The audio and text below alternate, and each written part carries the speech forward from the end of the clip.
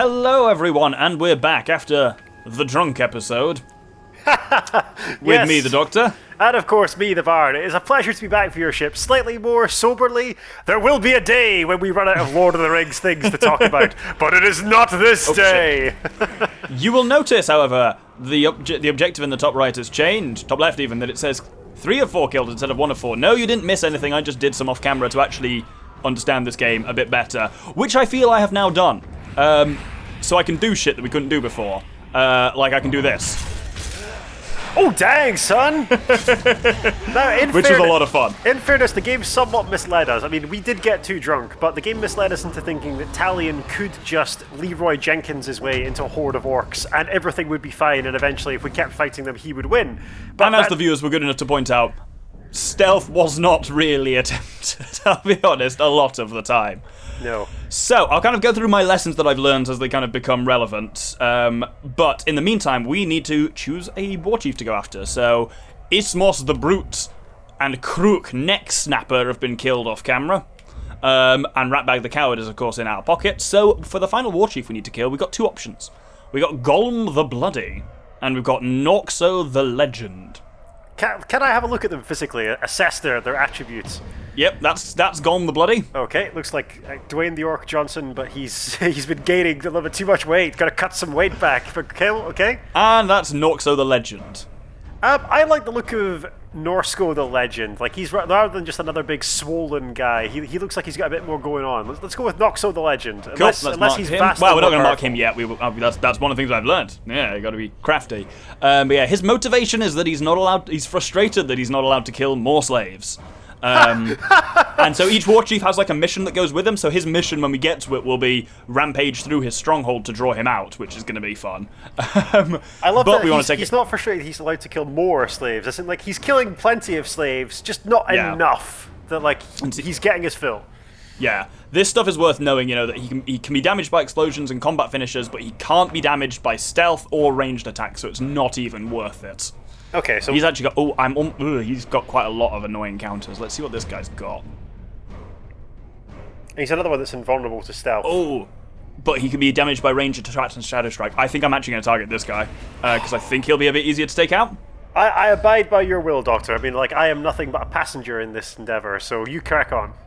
So we got 2. These guys with the line to him are his bodyguards, which we want to take out first. So we've got Hork the Merciful, who I think Oh yes, he was one of the war chiefs that kept fucking us up the last time we played, yep. and so ironically he's like so powerful now. Yep, he's invulnerable to stealth, but he's damaged by range and explosions, so we can take a look at him. Or there's the mystery bodyguard, and I'll target him for now, but I'll keep an eye out for some intel to figure out stuff about the mystery bodyguard. Is it worth at this point, Doctor, you can break down for the viewership, because many of them were intrigued as to how we would get on with the actual progress of the game, and we weren't making much progress because we kept dying because we were drunk. So do you want to run them through the things you have learned and how this is going to improve things for us? Yeah, the game's definitely very different now. I understand it a bit more, and it's more enjoyable. Like this game was enjoyable enough as a hack and slash thing, but then we hit a massive fucking brick wall.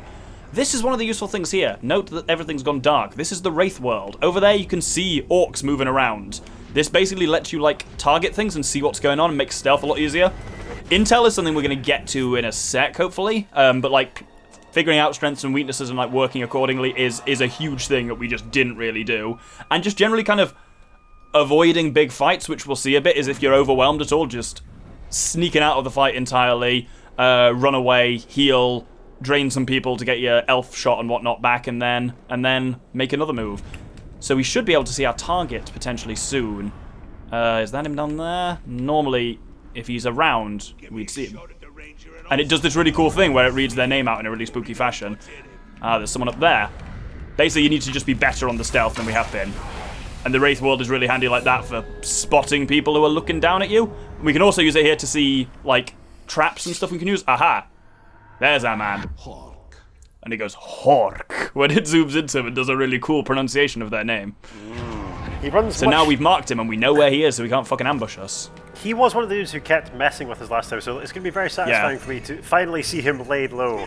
But don't worry, viewership. If you're here for the Lord of the Rings commentary and like us generally discussing all things Tolkien, in addition to getting better at the game, I have gone away and done a whole bunch of other research that has not yet been discussed on the channel, so we can talk more Tolkien. Right. So don't worry, like no matter what you're here for, whether it's gameplay or whether it's Tolkien like nerd crap, there's plenty to like stick around for. Yeah, I think this is like the most stealthing I ever did already in the first like few minutes of this recording. So down here, this kind of green thing marked on the map is intel. So we can use this to get information on an Uruk of our choosing, and I'm going to do exactly that. Shit, now I'm going to jump on that apparently. There we go. Presumably we want to learn about his bodyguard, right? Yes, so that is this guy. So his other bodyguard is Luga the Greedy. Oh, I'm not sure how I like this big fat orc. He's body style. He's so weak. He can be killed by a single charged headshot, can be killed instantly by stealth finishers, and instantly using combat finishers. How did this guy? How did he become a captain? It's a mystery, is what it is. Maybe like nepotism. Maybe like his brother. He's brothers with like the main war chief. Who knows? I feel like that's not a particularly orky thing, but maybe not orky. Orcish. Orky is 40k. Orcs. Yes, that. Right. So this guy, what was his deal? He was immune to like everything, basically, wasn't he? Let's check. Let's check his intel, like so we know. Exactly. Let's be smart about this, you know. I think it's damage by range attacks. Okay, so he can be injured by ranged attacks or shadow strike. That's probably gonna be... Here, I think the approach I'm gonna go for is like a kind of... Keep shooting him, running away. Basically, shoot, move, shoot again. Ah, yes, the elf strategy. Exactly. Right. That's very much what... down there. I feel it's very much like a Legolas approach to things. Yeah. He's hiding down there, though, which means I can't exactly get an easy shot on him. Who wants more grog? Ah, there's a Caragor down there. Let's make a bit of a distraction. That should do something. Have you released the Caragor? I have. There is a perk for riding them, which I haven't got, but at least that should make ourselves... I want to get over to this structure, so let's kill this guy. You have gotten noticeably better at shooting things. That will partly be I've only had a beer or two so far, and also we never upgraded the amount of arrows we had, so we had like 2 arrows, whereas now we've got a hell of a lot more, and I have an actual real idea of how to replenish arrows. Like you come up to a high spot like this, and there's an arrow there. It's deeply ironic. As of the time of recording, viewership, episode 10 of this series is out, which is the episode where we discuss like alcohol and narcotics in Lord of the Rings. Oh yeah. And it's deeply ironic that as we're discussing it, neither of us recognizes just how blasted we are. Yeah. Right, there's our target. That did not do a lot of damage.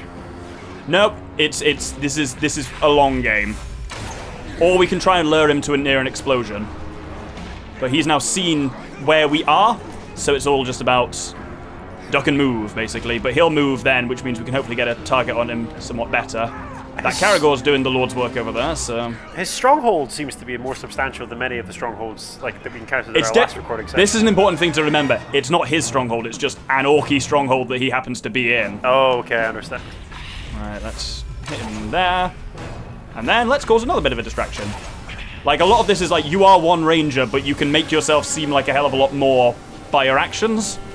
Yeah, it did seem slightly... We actually comment on this in the early recordings, that it seems unrealistic that Talion could wade his way through the entire horde of Mordor, but as we quickly learned... Oh shit. He definitely can. He's coming at me. Please don't let him kill us again. Oh, I won't, don't worry. He's an archer as well, so he's trying to move somewhere where he can get a shot on me, but he doesn't know where I am yet. So he's got the yellow thing, which means he's real aware that some prick could be shooting at him. But I'm going to try and do like a stealth special kill.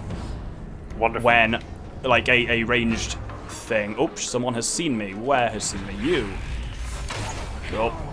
I take it Talion, like, in the solo sessions that you've completed off-camera, Doctor, like, he has more arrows than he did before. Oh, yeah. Okay. And one of the nice things we can do is this.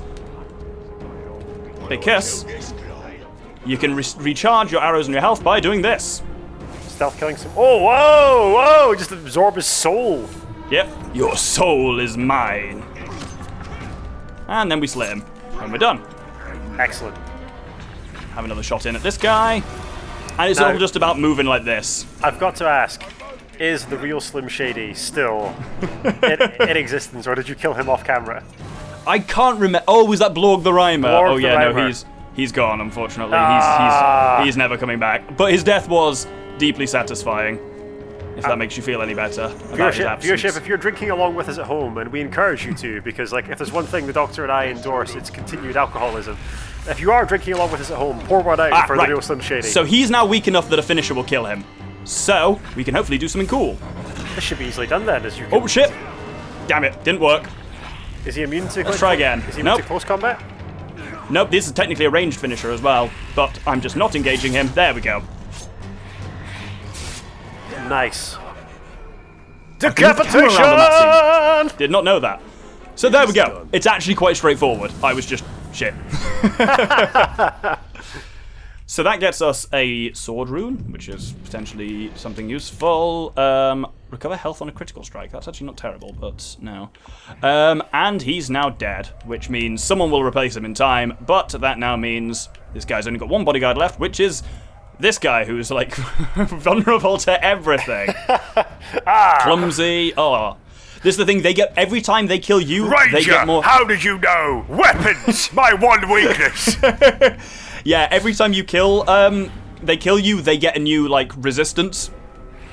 Sometimes two. Hence why So that's the issue of Hork the Merciful was so powerful. Yeah. Well, But knowing that you excellent. can damage him with range and you can kill him with range finishes is like how you have to do it. Well, bravo, Doctor. That was a much better display. I feel like there's Right. going to be far less embarrassment for us in this coming series. Booth. Okay, he's not who we're after. But it's worth knowing he's down there. Not moving. Let's see. Where's that man at?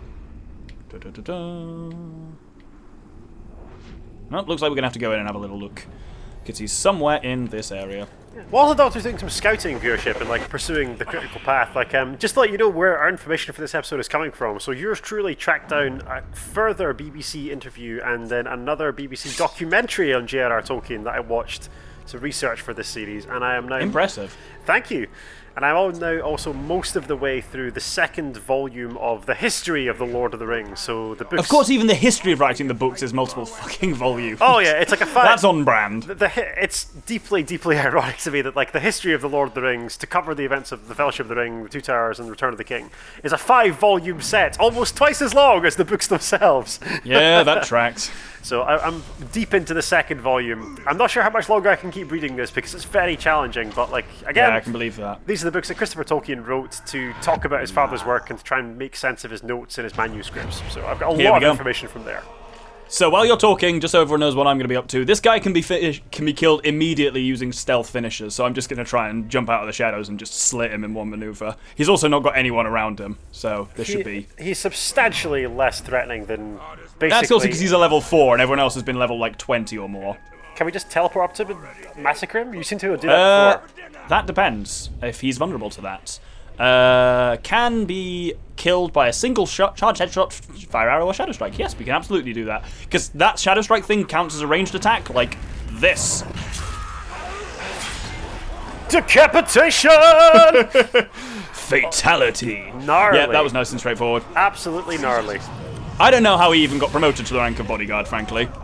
Hey, ooh, hello you. Let's steal your brain while we're here as well. This was a worm, so he had intel to give, so... I mean, what's even useful to get intel on? Surely Sure, this the war prick, chief that we're whoever going he is. after? I think we've already got all the intel we can on him.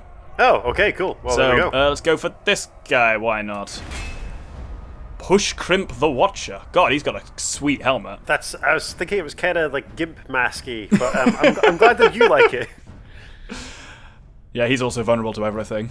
We know Wow. why this guy got promoted. Like he's been in someone's dungeon for a while, and Well, not- he's actually a bodyguard of our ally, Ratbag. Oh, so we don't even want to kill him then. No, if anything, it's worth knowing who he is so we can specifically avoid killing him. Intriguing. Exactly, right. So, this guy... So every war chief has, like, a mission for it. So his mission is slaughter waves of enemies to force him to face you. That's going to be tough. So, let's try it. And I just need to remember what his deal is. I mean- Damage by combat finishers and damage by ranged shots and shadow strike. Cool. So no stealthing, you kind of got to fight him a bit straight up. But he's vulnerable to ranged, which is worth knowing. But what you can do is you can build up your combo meter against lesser orcs and then use the finishers to try and damage him, right? Yeah, now you're thinking with the spirit of a dead smith in you. Well, I suppose not dead, that's the whole point. That's the problem here. Yeah, Celebrimbor, regrettably not quite dead yet. Banished from death.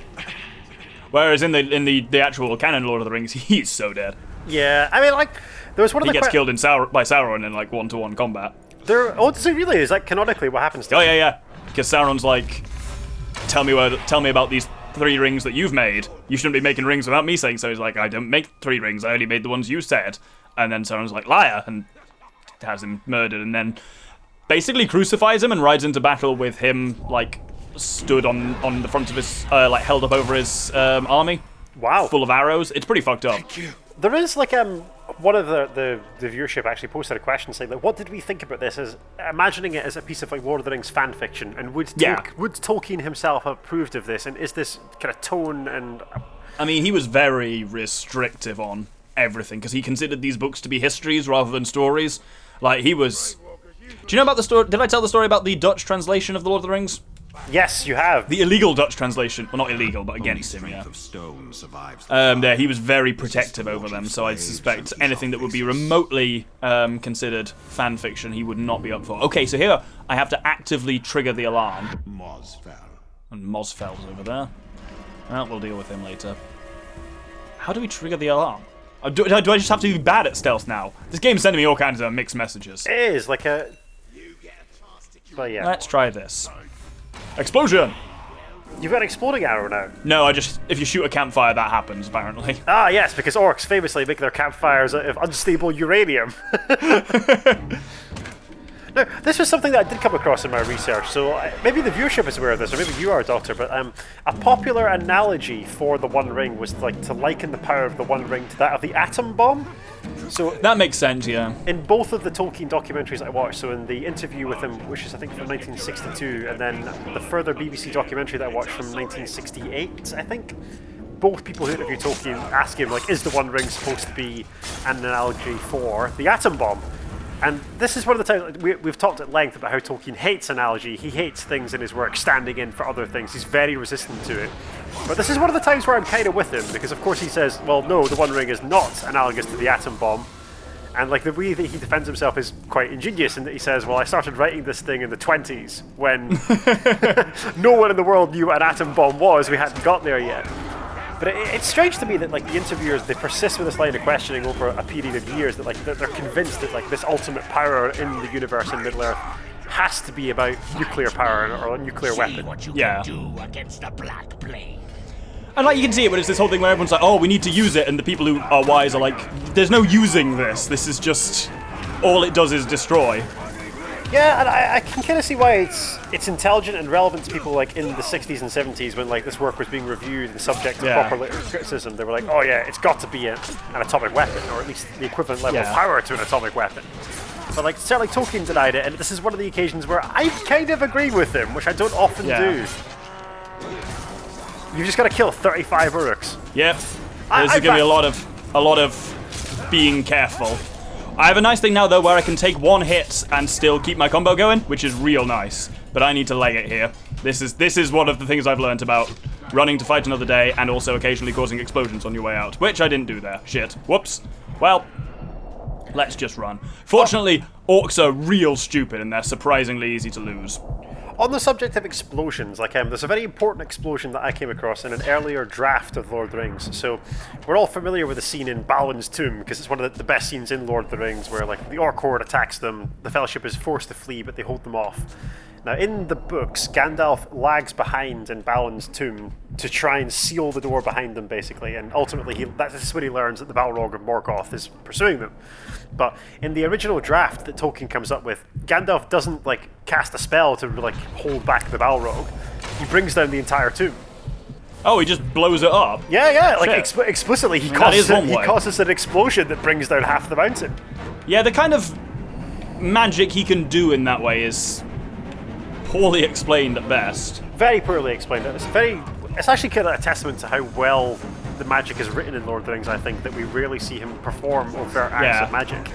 but in an earlier draft, oh my god, that's a lot of Uruks. Yep. Anyway. Fortunately, I can kill them from range, so that's fine. I was hoping to assassinate that guy, but I didn't get the chance to. Yeah. In any case, in Tolkien's first draft of such the scene, where like Gandalf doesn't cast a spell to lock the doors, instead he just brings down the whole chamber. That's one way of doing it, I guess. Yeah, he says afterwards that he has lost like about an inch of his beard, both of his eyebrows, and his staff. I feel like he says something about that.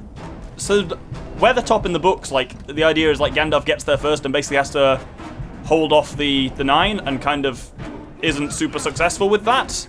And there's definitely something in the books where he talks about like conjuring fire up on Weathertop. Where I'm sure that something like that is in it. I mean, it's kind of cool. It's one of the the few times we get to see what would happen. Bees, motherfuckers! Not the bees! Not the bees! Oh shit! Whoops. I mean, obviously it's an early draft of the chapter, but it's kind of cool that this is how powerful Tolkien conceived the Grey Wizard being in the first instance. Quite apart from anything else, like if you're aware of that draft, and obviously Gandalf pales in comparison to the power of the One Ring. Yeah. You can kind of see why. Of course, you would envision the power of the ring to be explosive and like an atom bomb if you know this about Gandalf's power. So yeah. Maybe there is some textual evidence to support this. The One Ring is an atomic weapon theory, or like an analogy that people like to draw. I can see it. You tell us in the comments, viewership, because we want to involve you in these discussions, because like it's actually interesting to hear your take, because lots of you know as much about Lord of the Rings as we do. But does like the role of the ring as a nuclear weapon make sense to you? Tell us why in the comments, or disagree with us. Up to you. Let us know what you think. But for me, it's bullshit, simply because Tolkien said it was bullshit, and obviously when he was writing this, there was no atom bomb. So yeah, there we go. You finally found your stomach for battle. Fuck off. No, we definitely have not. We don't want to fight that guy. Frankly, the opposite of that is what's going on here. I just don't feel I've connected with any of our adversaries since Dwayne the Orc Johnson Doctor. Like he was just like head and shoulders above the rest of these fools. Yeah, get up, man. Yeah, unfortunately, I'm not doing. Maggot! What the fuck are you? How many times must I kill you? Don't even remember you. The stout, basically this fatso.